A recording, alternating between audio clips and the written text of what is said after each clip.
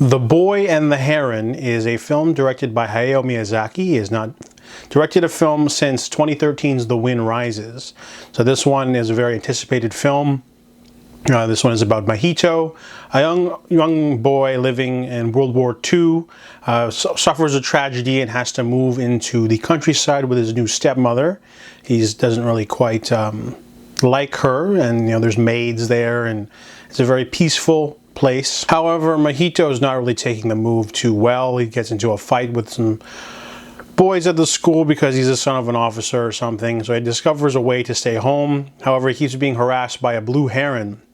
Keeps trying to get his attention and discovers a sort of castle filled with tunnels on the estate that has a history, and finds himself in another world and discovering a sort of emotional and spiritual as well as physical journey to the other side. So The Boy and the Heron is a very anticipated film.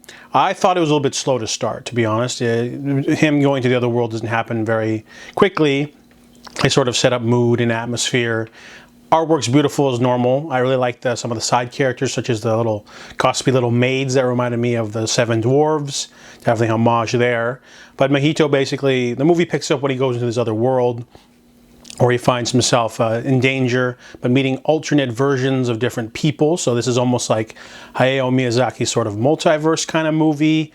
Not total like multiverse, but I really dug the fantasy elements. There's a lot of interesting world building elements too. It's definitely different from what he's done before. I really like the change of art style. He's got the classic look, but also during some of the dream sequences, they get really like blurry and chaotic. He's definitely doing new things, and I like that. It's a risk to, shake things up, but I like that for sure. Some dark subject matter in there. It's a very emotional story. It's not for everyone though, to be honest. It's it's what we've seen before, but overall it's balanced, I would say. It's a very simple story about grieving, letting go, and the spiritual world is sort of a metaphor for him coming to terms with his loss and starting a new life. So The Boy and the Heron is definitely a nice mature work from a master director, and I give it a 7 out of 10.